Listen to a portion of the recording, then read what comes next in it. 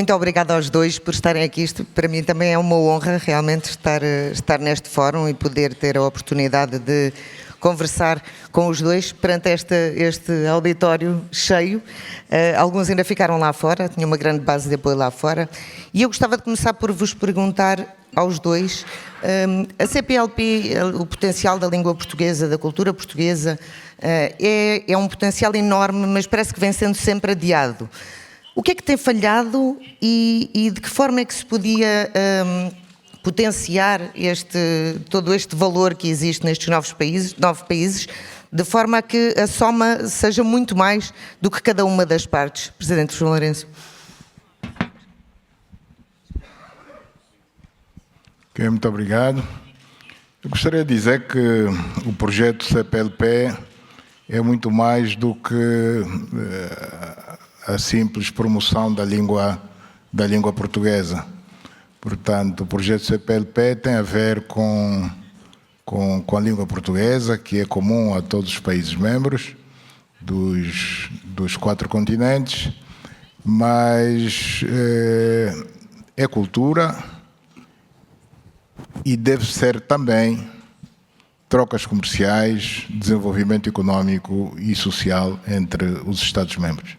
Mas nós parece que não nos conseguimos entender sequer na língua, não é? Portanto, como é que depois se transforma esta plataforma que podia ter tanto valor, ainda mais num momento de reconfiguração geopolítica, geoeconómica, de novos acordos que estão a ser feitos, inclusivamente agora com outras regiões do planeta, como é que a África, neste caso os países da CPLP em especial, porque estamos mais próximos, poderiam de facto tirar partido deste potencial?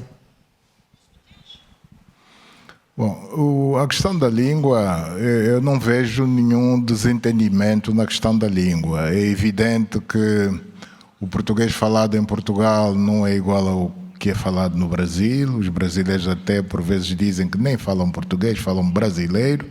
Mas isso até traz riqueza, não é? Mas é português.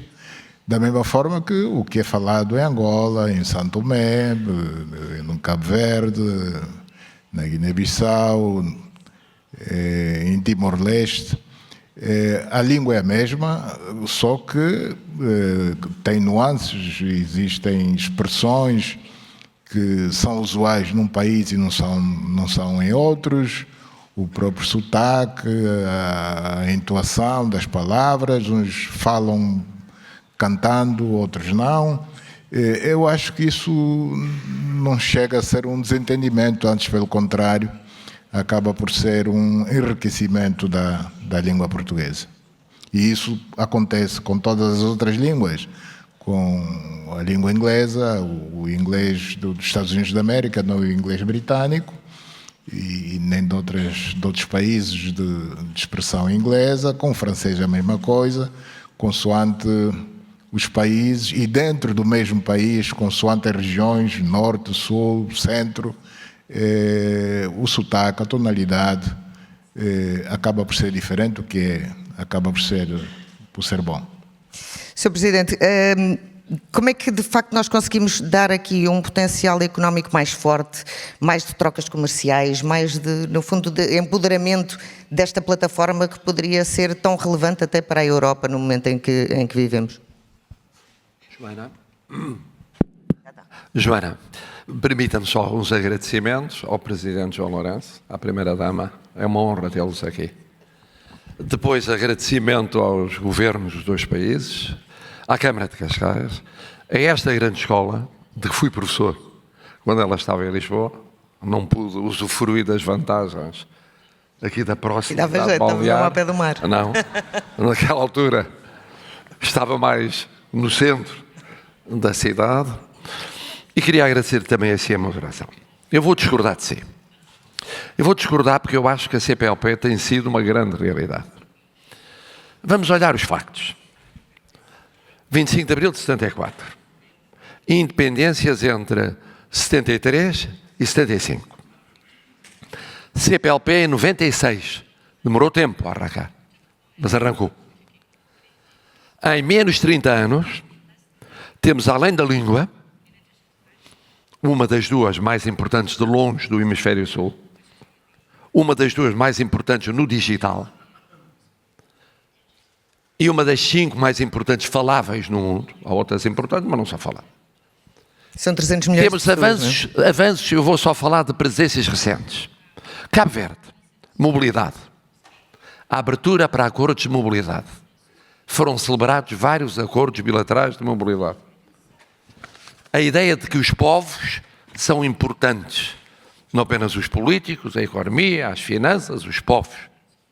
Angola, a dimensão financeira e económica. O financiamento, que está hoje na ordem do dia, nas prioridades da União Africana, um novo financiamento para a África. Uma nova visão de financiamento. Relações económicas. Em várias das cimeiras, cultura.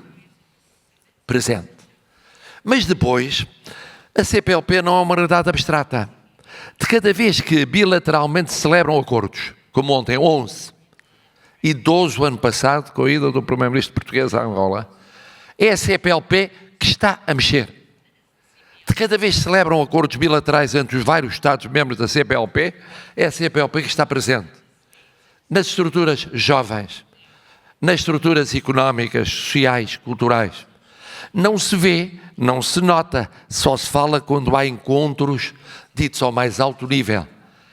Mas o que é facto é que criou e reforçou uma empatia que se multiplica por todos os membros da CPLP e a projeta depois no mundo. De cada vez que há, sei lá, o Secretário-Geral das Nações Unidas, Presidente da União Africana, Presidente da União Europeia, a CPLP está presente.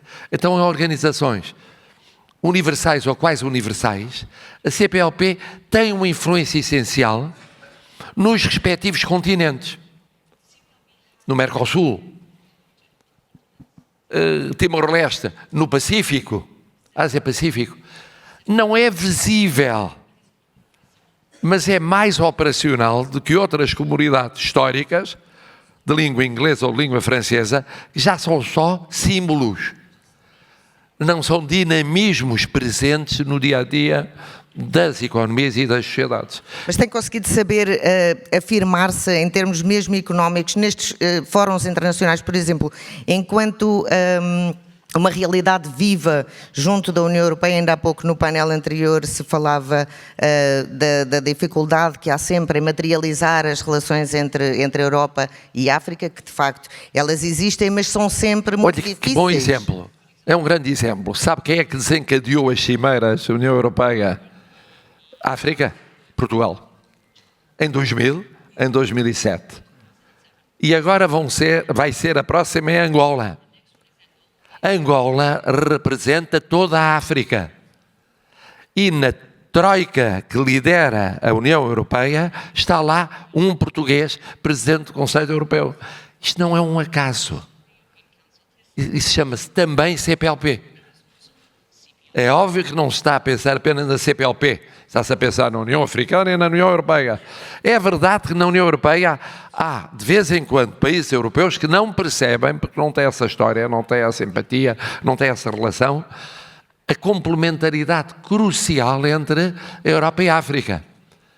Mas aí entram, precisamente, as cumplicidades da CPLP, as cumplicidades bilaterais entre Estados da CPLP, as cumplicidades entre responsáveis políticos, que são muito importantes. É uma realidade que tem carne e osso, que se faz dessa proximidade. Custa a uma certa Europa perceber, mas custa perceber outras realidades, custa perceber a ligação à América Latina, custa perceber outras ligações. A mais próxima, a mais evidente, a mais óbvia é com a África. E é também muito necessária. A África é o continente mais jovem e Angola está no top dos países mais jovens. A média de idade está abaixo dos 20 anos. A Europa vive exatamente o momento contrário, é um continente envelhecido. Como é que este potencial pode ser verdadeiramente aproveitado de um lado e do outro para ganhar sinergias, para ganhar esta complementaridade e no fim do dia todos serem vencedores? Bom, com relação à África, penso que não deveríamos nos limitar a falar do potencial demográfico, é um facto. Portanto, a África é um país jovem, essencialmente jovem, isso é um capital que não deve ser descurado, mas também, do ponto de vista energético, a África... Sim, e já vamos tocar nesses temas vamos também, chegar aí. obviamente. Então, limitarmos ao potencial demográfico. A demografia é um capital. Portanto, quem tem população jovem, em princípio, está em vantagem, uma vez que a força de trabalho, em princípio, é jovem.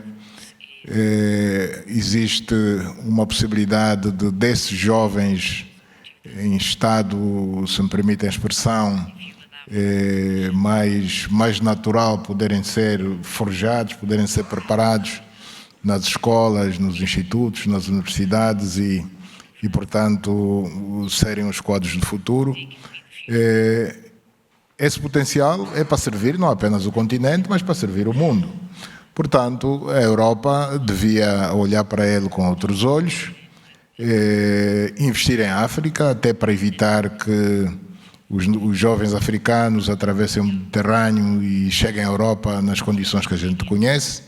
Portanto, se o investimento for feito em África, não só eles vão servir o continente, como vão servir o resto do mundo, servir a Europa em melhores condições, mais qualificados, portanto, para ocuparem, digamos, o mercado de trabalho. Enriquecer a África é este passo essencial, não é só uma questão financeira, é enriquecer também em termos de formação.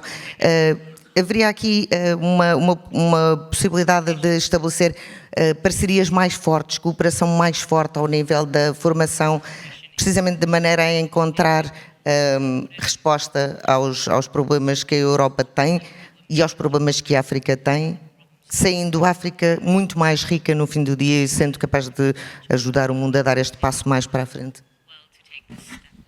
Ora bom, eu vou tomar aquilo que disse o Presidente João Lourenço e que é óbvio, muito óbvio. O potencial humano da África é um sinal de futuro. A juventude é futuro. Tem mais futuro do que quem não é jovem. Continentes que não são jovens, estão envelhecidos ou estão a envelhecer. Isso é imparável. Não vale a pena pôr o dedo a tapar o sol. Não, é imparável. É imparável esse potencial demográfico. Mas depois o que há de notável, eu queria aqui felicitar o Presidente João Lourenço pelas linhas estratégicas que tem conduzido e tem apresentado como essenciais na visão estratégica da União Africana. Primeiro, a construção da paz. Ele pode falar disso, porque há várias décadas, mesmo antes de ser Presidente da República, já era um medianeiro, já era um construtor de paz, já era um defensor da resolução de conflitos, quer a nível de continente, quer a nível universal. E ainda recentemente protagonizou uma experiência, e está a protagonizar, muito importante em África. Segundo lugar, e sem paz não há desenvolvimento. Segundo lugar, a proposta de uma visão continental com eixos estratégicos de mobilidade a todos os níveis, também económico e financeiro, que é uma proposta de uma visão espetacular e que ultrapassa a ideia de regiões dentro do continente. É o continente visto como um todo. Claro que só é possível isso falando em nome de uma potência. É preciso falar em nome de uma potência, com afirmação no continente africano e para além dele, para ter a autoridade de propor essa linha. E depois uma mudança de financiamento da África. Isso é tão importante para os europeus perceberem, não é só os europeus, porque é multidimensional. Abre a todos os continentes. Estas três grandes linhas são linhas que só podem ser e têm de ser compreendidas pela Europa e pela União Europeia. Desde já na cimeira entre a União Europeia e a União Africana. A ideia da construção da paz, a ideia de uma visão continental com eixos de futuro e depois, estando Angola a dar exemplo num desses eixos, o corredor do Lobito, e finalmente a ideia de que tudo isso implica uma outra visão de financiamento completamente diferente da visão que veio do passado e continua a persistir no presente. Fala em parcerias. Mas precisamente o que o mundo neste momento precisa é aquilo que esta visita do Presidente João Lourenço protagonizou. Parcerias. É isso mesmo. Porque a moda agora parece ser não um multilateralismo, não o aprofundamento de uma visão universal, não a valorização das organizações internacionais, não uma abertura em termos de economia e de finanças no futuro, mas o fechamento. E a cimeira deste fim de ano, a compreensão na Europa daquilo que é fundamental não é diálogo, é na parceria com a África. A disponibilidade africana quanto a essa parceria. A importância que tem na balança de poderes mundial, neste momento e no futuro. A importância que tem na construção de um sistema internacional com regras, com valores e com princípios fiável para a economia internacional poder funcionar. Tudo isso está a ser construído. Umas vezes são visíveis as parcerias, outras vezes não são. Aqui nesta sala estão certamente muitos empresários. Muitos gestores e empresários. E mais académicos e gente da cultura. Sabem das parcerias que estão a ser construídas todos os dias. Mas faltaria, por exemplo, um apoio mais institucional a essas parcerias do lado da Europa, uma atenção diferente, porque até agora o grande investidor em África tem sido sobretudo a China. A Europa vai dizendo que tem muito interesse, que é muito importante apoiar a África. Esse apoio institucional por parte da Europa tem falhado ou não tem estado na dimensão que poderia estar? Bom, a Europa está no nosso continente, em África, há pouco mais de 5 séculos. A China chegou há décadas. Portanto, a diferença é muito grande. A diferença é muito grande. A Europa poderia tirar um melhor proveito do facto de conhecer melhor o continente africano, porque sempre esteve em África, nunca abandonou. Numa condição ou noutra, sempre esteve em África. Bom, tem feito o que pode. Nós pensamos que poderia fazer mais e melhor, não no sentido de competir com quem quer que seja, com a China, ou com qualquer outro país ou continente, mas no sentido de tirarmos vantagens mútuas. Portanto, a África ganharia mais e a Europa também ganharia mais. Portanto, o continente precisa de construir ainda muitas infraestruturas de todo tipo para garantir a mobilidade, a conexão entre países, tanto em termos de estradas, pontes, autoestradas, caminhos de ferro, portos, aeroportos. Precisamos de investimentos em infraestruturas nas tecnologias de informação e telecomunicações. Precisamos de investimento na produção e transportação de energia. Precisamos de investimento na saúde, na produção de água, na produção de energia, de preferência energia limpa, portanto, de fontes limpas. O continente é rico em recursos hídricos, portanto, neste momento, apenas cerca de 40% da população africana beneficia de energia nas suas casas. Portanto, há um gap de cerca de 60%, o que não é de se aceitar, com o potencial existente, potencial não apenas hídrico, onde dá para construir muito mais barragens hidroelétricas, como até a abundância do sol existente no nosso continente, portanto, podendo os países africanos investir, desde que possam, em fontes renováveis, nomeadamente em parques solares. Portanto, o potencial é grande, as oportunidades existem, as portas para a Europa estão estão abertas, sempre estiveram, o que não impede a entrada de outros, não é? Portanto, outros investidores de outros pontos do mundo, da América, da Ásia. Não tal multilateralismo. É o tal multilateralismo, não só a China, como o Japão, hoje os países do Médio Oriente também já se começam a interessar por África. Portanto, é concorrência que é salutar.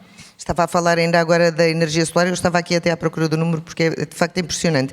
A África inteira tem 20 gigas de solar instalado, que é apenas 3 vezes mais do que Portugal tem. Um país deste tamanho com um continente e com um potencial absolutamente gigantesco. Esse investimento em infraestruturas energéticas pode ser de facto um desses caminhos?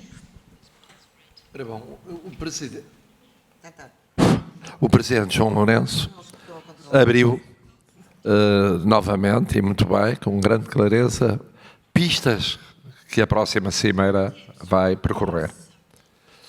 E os próximos anos, e quanto mais depressa melhor, a transição energética, a cooperação na energia, a cooperação no digital, a cooperação naquilo que é futuro, a alta tecnologia de futuro.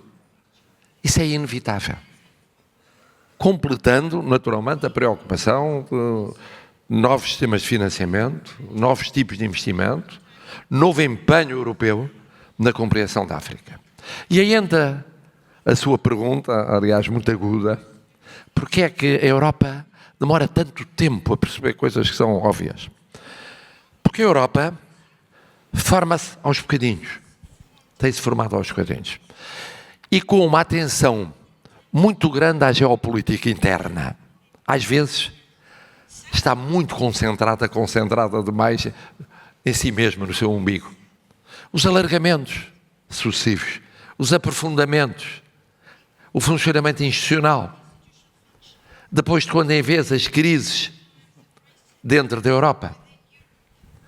Agora, recentemente, a guerra na Europa e o investimento em defesa. E de cada vez que a Europa é chamada a concentrar-se em si, perde a visão do mundo. Perde a visão do mundo. Até para explicar porque é que certas questões, que aparentemente são europeias, são questões mundiais. E perde a visão, desde logo, das relações com a África. E isso tem acontecido, muitas vezes. E é por isso que a Europa é comercialmente, no somatório das suas realidades, muito forte, mas não aparece tantas vezes quanto necessário como potência internacional, mundial, nomeadamente no plano económico e financeiro. Por outro lado, de quando em vez também aparecem limitações geopolíticas. Eu dou um exemplo. A China. Com a China. Eu vi, com apreço, a visita à China dos responsáveis europeus. Não havia razão nenhuma, rigorosamente nenhuma. É verdade, Portugal fala à vontade, Portugal manteve sempre, há séculos, ligações com a China. Mas era considerado um caso excepcional, olhado como patológico. Não há nenhuma razão para a Europa não estar atenta àquilo que é a cooperação económica, financeira, com a China. E se ter conhecido anos de paragem. Agora, o que há de novo, penso eu, espero eu, desejo eu para o futuro, é que a Europa perceba que virar-se para fora é ser maior do que virar-se para dentro. E que ao virar para fora, esse fora, como recordou o Presidente João Lourenço, mais óbvio, é o que é um fora dentro. Porque é uma realidade que existe fora e dentro da Europa, que se chama África. Parece uma evidência. Para si, Sr. Presidente, a Angola tem feito um caminho enorme, tem feito imensos investimentos em infraestruturas. O corredor de que falava há pouco, o corredor do Lubito, vai fazer aqui uma diferença fundamental. É este tipo de infraestruturas que são prioritárias para a África, nomeadamente para Angola, evidentemente, ou é preciso fazer estes, mas também captar muita tecnologia, muita inovação para tudo andar em simultâneo e se chegar à agenda de 63, portanto a este horizonte, com os objetivos da agenda que são muito ambiciosos, ou cumpridos ou muito perto disso? Sim, de facto, a África precisa, para se desenvolver, precisa de investir bastante em infraestruturas, nos domínios que eu já me referi há bocado, sobretudo infraestruturas de conexão, para haver conectividade entre os vários países, sob pena até de não conseguirmos cumprir com uma das decisões, das mais importantes decisões da União Africana, da criação da Zona de Livre Comércio Continental Africana. Portanto, só haverá comércio entre os nossos países se haver a possibilidade de locomoção, de mobilidade de pessoas e de bens, o que infelizmente isso não acontece hoje. A África só se vai desenvolver se investir fortemente em energia, na produção, transportação e distribuição de energia. A África só se vai desenvolver se investir na sua industrialização, na transformação das matérias-primas que têm em quantidades consideráveis no seu subsolo, não só para acrescentar valor aos minerais de que o continente dispõe, mas também para resolver o gritante problema do desemprego, que infelizmente conhece taxas muito elevadas no nosso continente. Falando concretamente de Angola, sim, nós estamos a trabalhar de forma muito séria em construir infraestruturas em todos esses domínios, água, energia, escolas, hospitais. Hospitais estamos a avançar muito bem,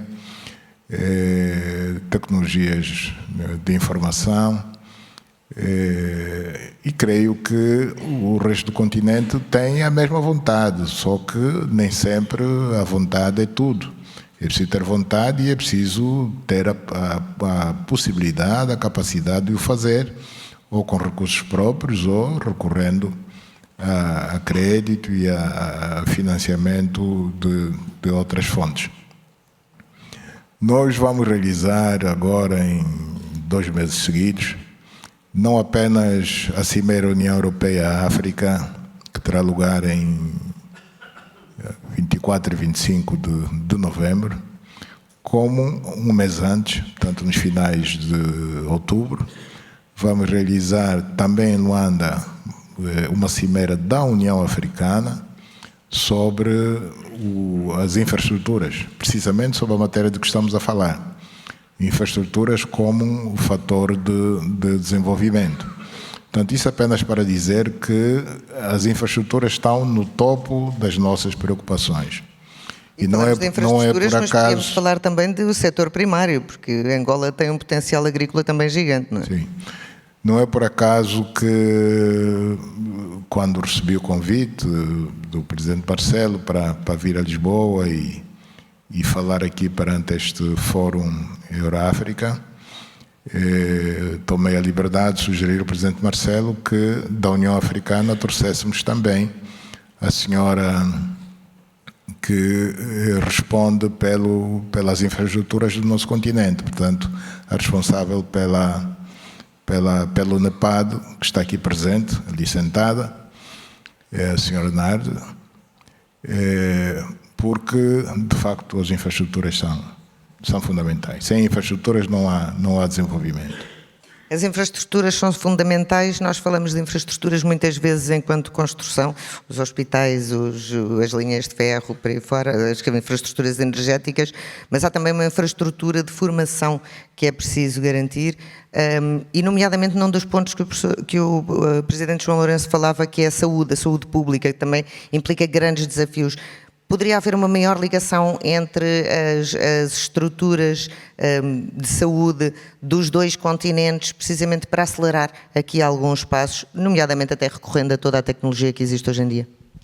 Sobre isso eu diria que não é por acaso que nos acordos celebrados há uma componente permanente e que irá aumentar no futuro de formação, de abertura para a inovação e de formação. Formação de quadros, formação da administração pública, formação no tecido empresarial, porque é um problema que nós, europeus, também temos. Também temos. E nós, portugueses, temos. Não é por acaso que no PRR, no Portugal 2030, há uma componente que passa por aí. E, em geral, naquilo que é um desafio dos países europeus, como nas infraestruturas. Um país tão poderoso como a Alemanha avança agora com um programa mega, para quê? Para atualizar infraestruturas que estão desatualizadíssimas. Num dos países mais avançados da Europa. Ficaram para trás. Infraestruturas físicas, básicas. No meio de tantas crises que houve, importadas, não importadas, ligadas com a guerra, não ligadas com a guerra, a Alemanha descobriu que tinha infraestruturas com atrasos de décadas. Estamos a falar de uma potência europeia e que era preciso atualizá-las. E, portanto, esse desafio que se coloca em África, coloca-se na Europa e coloca-se inevitavelmente na cooperação entre a Europa e a África. Porque já não é possível ver o mundo como se houvesse continentes estanques. Isso não existe. Achar que quem vive em África, vive em África e vai viver em África toda a vida. Quem vive na Europa, vive na Europa, vai viver na Europa toda a vida. O que se passa na economia da África não tem a ver com a Europa. O que se passa na economia da Europa ou do resto do mundo não tem a ver com o resto do mundo. Isso passou. E ainda bem para todos nós, não é? Passou, sim, felizmente passou. E do que se trata, e por isso é que é importante este contributo, eu queria aqui saudar o Presidente João Lourenço, este contributo da presença angolana na União Africana. Eu testemunhei no outro dia, já disse isto 2 ou 3 vezes, passei por Luanda há 3 semanas e estava lá a realizar-se uma cimeira empresarial Estados Unidos da América, África. Bom, e fiquei impressionado, como essa haverá outras cimeiras, que já falou também o Presidente João Lourenço, pela adesão que teve, e aqui não era de africanos e europeus. Encontrei lá imensos portugueses e imensos europeus, mas era também americanos, nomeadamente norte-americanos. O que significa que está na ordem do dia, e o facto de ser Angola a colocar na ordem do dia e manter vivas estas linhas estratégicas, é um motivo de admiração e de apoio e de cumplicidade, obviamente, de Portugal e deve ser da União Europeia. Professor João Lourenço, esta cumplicidade e esta capacidade de atrair é mais fácil junto das empresas diretamente do que das instituições? As instituições são estruturas muito pesadas, não é? Atrair o quê? Atrair o quê? Atrair empresas para fazer o investimento que é necessário. Será mais simples até, se calhar nesta plateia terá, no fim, muito mais pessoas interessadas em investir nas infraestruturas que há a fazer, naquilo tudo que há a fazer, quer em Angola, quer em todo o continente, porque a agenda de 2063 é de facto muito ambiciosa. Se calhar é mais fácil irem as instituições e as plataformas atrás das empresas que são mais ágeis em encontrar as oportunidades e a trabalhá-las? Bom, para a atração do investimento, não só em Angola, mas no caso posso falar também do continente africano, há 2 caminhos a seguir e que devem caminhar juntos. Primeiro, procurar criar um bom ambiente de negócios, e todos os nossos países, uns mais, outros menos, têm noção de que é fundamental fazer isso e estamos a fazer, alguns com sucesso, outros com menor sucesso. Por outro lado, portanto, procurar convencer os investidores de que só têm a ganhar se apostarem os seus recursos, o seu dinheiro nesses países. O contacto é feito quer com os governos, mas também diretamente com os empresários de todo o mundo. e fazemos fisicamente, no encontros que temos com a classe empresarial dos países em que passamos, mas no mundo de hoje, e porque o mundo é grande, não é possível a gente correr o mundo a dizer venham investir em Angola. Portanto, há outras formas Agora já não de fazer. precisa, pode pôr nas redes sociais e chega lá. É aí onde eu ia chegar. Portanto, utilizando as redes sociais, as tecnologias de informação, a informação chega aos empresários. Portanto, os empresários não podem dizer que estão desinformados. Já agora, aproveitar a oportunidade para dizer que, ainda falando de infraestruturas, nós vamos co-presidir agora no Japão, no próximo mês de agosto, junto com o primeiro-ministro japonês, a reunião do TICAD, que é, digamos, uma organização criada pelo governo japonês no sentido de apoiar o desenvolvimento do continente africano. Portanto, já houve algumas sessões e vamos, portanto, mais uma vez tocar no mesmo assunto das infraestruturas. Sem infraestruturas não pode haver desenvolvimento.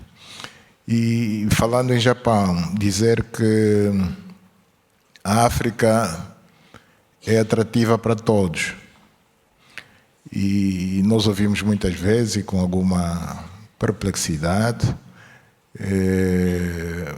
os europeus, os americanos, a demonstrarem um certo receio com a presença da China em África. E o que nós estamos a dizer é que o mercado é aberto e que o pior que podem fazer é limitarem-se a ter esse receio de serem substituídos. O que há a fazer é concorrer. E a economia ensina-nos que a concorrência é salutar e que ganham todos. Portanto, há espaço para todos. Nós não corremos com os europeus. A África não correu com os europeus, não correu com os americanos, para, em troca, trazer os chineses. Portanto, a China está lá, está a ocupar o seu espaço. É o mercado a funcionar. Quem chegou primeiro, em princípio, está em vantagem. É o mercado a funcionar, dizem muito bem. Quem chegou primeiro, em princípio, está em vantagem. Quem chegou primeiro foram vocês, precisamente, os europeus. Depois talvez se tenham esquecido, mas pode Portugal ter aqui um papel de aproximação, precisamente entre alguns europeus já um pouco esquecidos deste potencial e de tudo o que existe a fazer em África, que são negócios, evidentemente, é aí que tem que se ver a capacidade de atração. Portugal pode ter um papel de intermediário fundamental nesta ligação entre os dois continentes? Ora bom, antes deixe-me pegar nas várias pistas abertas pelo Presidente João Lourenço. A primeira, nós em Portugal tivemos um processo paralelo. Porque o regime anterior ao 25 de Abril era um regime muito estatista. O tecido que fazia viver a economia eram pequenas e médias empresas privadas.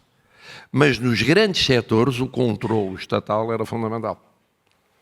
Havia grandes grupos económicos privados, mas com condicionamento, escolha e controle público, que se acentuou naturalmente no período da transição revolucionária e durante uma primeira fase, que foi a primeira fase da Constituição Portuguesa. E depois houve uma abertura progressiva, não apenas no texto da Constituição, mas na prática, para o papel do Estado ser um papel regulador, ser um papel fundamental na criação de chamados condições de contexto. Não haver os custos de contexto, que são fiscais, são de energia, são de justiça, são de burocracia, funcionamento da administração pública. Isso é um desafio constante, que faz parte das prioridades ainda agora, no quadro PRR, Portugal 2030, constante, com uma abertura crescente àquilo que é a internacionalização da economia, no investimento e nas exportações. E quanto maior for, no sentido de maior abertura, nomeadamente à iniciativa dos privados, maior dinâmica. Isso é inevitável. É um desafio que nós temos e temos de ultrapassar permanentemente, como é público e sabido e tenho comentado várias vezes. Também achei curioso a referência ao Japão. O Japão tem uma longa tradição de investimento em Portugal. Desde os anos 70. E não é por acaso que o primeiro-ministro português vai também ao Japão em setembro. Quer dizer, o Japão continua a ser muito importante no relacionamento económico e em termos de investimento. Na Europa em geral, no mundo em geral, em Portugal especificamente. Depois achei piada também o presidente João Lourenço falar das preocupações americanas em relação ao capital chinês em África. Também existem, como sabe, com intensidades periódicas quanto à presença chinesa em Portugal. Então aquilo que eu digo aos sucessivos embaixadores americanos que chegam sempre com essa ideia. Eu é que vou conseguir explicar que devíamos ser nós e não os chineses a estar cá. E eu digo, é pena chegarem tarde. Podiam ter chegado mais cedo, porque tinham resolvido esse vosso problema. Quando houve que privatizar economias, por causa da crise que se vivia nos Estados Unidos e depois se propagou para a Europa, setores básicos da economia, com governos ainda por cima insuspeitos, porque mais depressa abertos ao mercado do que propriamente ao Estado naquela altura, olhavam à volta e nem europeus, nem americanos. Havia chineses, africanos, angolanos, chineses e árabes. Os americanos e europeus não estavam disponíveis. Estavam a atravessar as suas crises. E foi assim que aconteceu. Não me diga, perguntou-me, mas foi assim? Bom, foi assim que aconteceu. Foi assim que aconteceu na energia, foi assim que aconteceu na banca, foi assim que aconteceu na saúde. Perguntam, nós teríamos preferido europeus para reforçar a União Europeia? Possivelmente sim. E norte-americanos? Com certeza que seriam muito bem-vindos. Estiveram presentes através do fundo, não, e são bem-vindos no presente e no futuro, porque têm chegado e vão chegar. Portanto, como diz o presidente João Lourenço, é uma abertura total. E mesmo os chineses têm fases. Há fase em que a economia chinesa é mais propensa para estarem presentes fora e outras vezes é que não. Portanto, tudo isso é uma realidade muito, muito complexa e interessante. E queria chamar a atenção para outro ponto, que já aqui referimos, que é a inovação. A ciência e a inovação. Aí a Europa e a África têm de cooperar muito. A Europa deixou-se ficar para trás, comparado com os Estados Unidos da América, e também com um ou outro país asiático, como a China, o Japão, como a Índia, não estamos a falar da Índia também. Bom, e tem de recuperar, e tem de fazer tudo por recuperar, e estamos a fazer por recuperar, também no plano nacional. E aí há um mundo de cooperação possível com a África. E é fundamental, porque sem esse avanço científico e tecnológico, depois tudo o resto é mais difícil de fazer. É essa a parte que faltava, Presidente João Lourenço?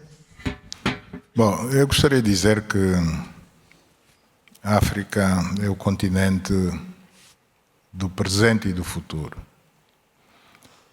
É o continente que tem terras aráveis abundantes, bom clima, as maiores reservas mundiais de minerais, incluindo minerais raros, 60% do cobalto e do manganês do mundo estão em África, recursos hídricos abundantes, rios de caudal permanente, lagos que são autênticos mares, caso dali da região dos Grandes Lagos, os que fazem fronteira entre 3, 4 países, RDC, o Uganda e o Ruanda. Portanto, bom, para não falar do capital de que já falámos há bocado, que é o recurso humano, portanto, o capital demográfico. A abundância de mão de obra. Por tudo isso, nós às vezes não entendemos por que razão é que quem tem recursos para investir em África hesita. não tem que hesitar. Eu tenho dito ultimamente que a África é o único continente que está em condições de resolver as duas maiores crises da atualidade. Bom, sem falar da crise ambiental. Mas Resolver a crise alimentar e resolver a crise energética. Essas duas crises, repito o que acabo de dizer, quem tem a solução é a África. Evidentemente que só nós não, só os africanos não estão em condições de trazer essa solução. Portanto, a solução está em África, mas trabalhando com o mundo. Portanto, as instituições financeiras internacionais, a banca, os homens de negócios de todo o mundo, que se juntem à África para que possamos resolver em benefício do planeta, de todo o mundo, não apenas do continente, que é o detentor dessas riquezas que acabei de citar, em benefício de todo o mundo, podemos resolver a crise alimentar e a crise energética. E isso passa também por garantir um investimento tecnológico desta Europa que voltou a apanhar de novo o comboio da inovação? Sim, com certeza. Nós contamos com a capacidade científica e tecnológica da Europa, da América e da Ásia. Portanto, são três continentes Podem cortar aqui vários passos, não é? Ou seja, evidentemente que o desenvolvimento mais premente e que tem de ser feito de imediato vai precisar de uma série de uma quantidade de energia, nomeadamente, que vai requerer ainda combustíveis fósseis, e Angola tem-nos. Depois vai requerer os combustíveis de transformação, e Angola tem-nos, tem as reservas de gás. Mas vai requerer também um shift, uma mudança para uma energia mais sustentável. E lá está, a África também pode resolver aí o problema da sustentabilidade, porque tem sol, tem vento em determinadas regiões, tem muito potencial hídrico e, portanto, as barragens podem ser, de facto, um elemento transformador e que pode resolver não só o problema energético, como trazer muita riqueza à África. Exportar energia seria uma prioridade também a despertar atenção para esses investidores? Sim, com certeza. Portanto, nós contamos com a capacidade científica e tecnológica da Europa, da América, da Ásia, para resolvermos em nosso benefício e não só esta questão da maior produção de energia. Nós não compreendemos, por exemplo, que uma barragem como a barragem do Inga, na República Democrática do Congo, que estudos apontam que só ela, fazendo investimentos naturalmente, pode abastecer de energia mais de metade dos países do continente, portanto nós somos 55 países, mais de metade pode ser alimentada só com a energia produzida no Inga. Portanto, é um gigante que está adormecido. Estudos existem, portanto, nós não estamos a falar no ar, falar por falar. Faltam investimentos. Estamos a falar com base em estudos existentes. Agora, é preciso que o Banco Mundial, o FMI e outras instituições financeiras, claro que o país, a RDC, não vai recorrer a crédito comercial para fazer esse investimento, porque eu imagino quanto é que custará. Para citar apenas esse caso do Inga, porque a África, neste momento, construídas, não tem muitas barragens grandes. Portanto, tem a do Assuã, no Egito, ali na Alexandria, tem Cabora Bassa em Moçambique, tem as 3 em Angola, portanto, Capanda, Laúca e vem aí o Caculucabaça, são grandes barragens. Bom, tem agora a barragem da Renascença na Etiópia, que está prestes a arrancar, e não tem muito mais. Quando está aí o gigante adormecido, que ninguém aparece a se comprometer a meter dinheiro para resolver o problema de energia no continente. Estamos mesmo a chegar ao fim do nosso tempo e eu vou pedir aos dois presidentes que deixem uma mensagem para as contrapartes, ou seja, de Angola e em representação de África. Que mensagem gostaria de deixar à Europa e à União Europeia que atraísse e permitisse melhorar as condições e efetivar mais acordos, mas na prática, não apenas de assinar papel. E para si, Presidente Marcelo, exatamente o contrário, portanto, do lado europeu, que mensagem deixa a África? Presidente João Lourenço? Bom, a mensagem que eu deixo é que devemos trabalhar no sentido de continuar a fortalecer as relações entre os nossos dois continentes, através das duas uniões, portanto, a União Europeia e a União Africana. Isto vamos dizê-lo agora em novembro, quando acontecer a Cimeira em Luanda. Que trabalhemos juntos no sentido de encontrarmos condições de crédito mais justas nas instituições de crédito internacionais, que não são apenas europeias, mas a Europa tem alguma influência sobre elas, na certeza de que sairemos todos a ganhar. Portanto, um continente desenvolvido reduz em grande medida um dos problemas que está hoje na agenda da Europa, que é o problema da imigração, particularmente da imigração ilegal, que vem aumentando na Europa a partir do norte da África. Isso porque os jovens vão à procura de melhores condições de vida e não encontram outra forma de o fazer senão emigrar, não importa como. Portanto, se a Europa ajudar-nos a desenvolver o continente, com certeza que este assunto da imigração vai sair da pauta quer dos políticos, quer dos europeus, dos cidadãos europeus de uma forma geral. Sr. Presidente? Eu estou muito confiante.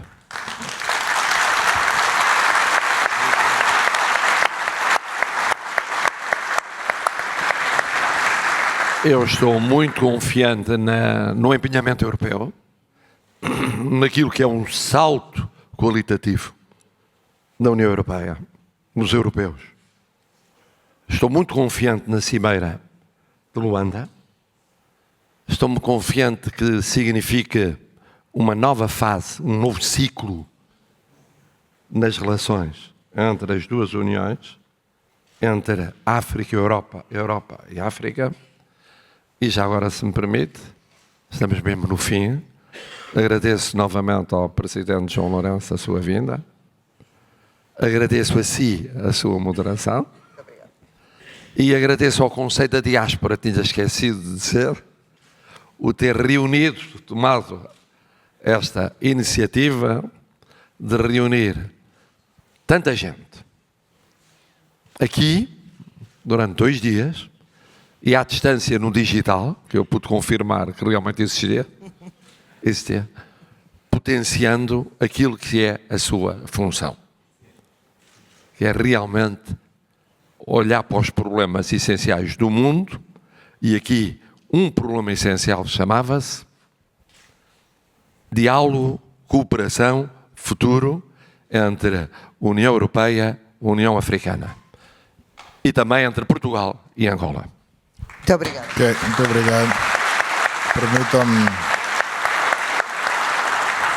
Permitam-me, antes de encerrar, agradecer também a oportunidade que o Conselho Português da Diáspora e os organizadores do Fórum Euroáfrica me concederam em poder estar aqui perante esta muito importante plateia, bastante diversificada na sua composição, para falarmos de assuntos do mundo, da Europa, da África, mas de uma forma geral do mundo. Muito obrigado. Muito obrigada. Muito obrigada a todos os que nos acompanharam. Muito obrigada, Sr. Presidente João Lourenço. Muito obrigada, Sr. Presidente Marcelo Rebelo de Sousa. Foi um gosto.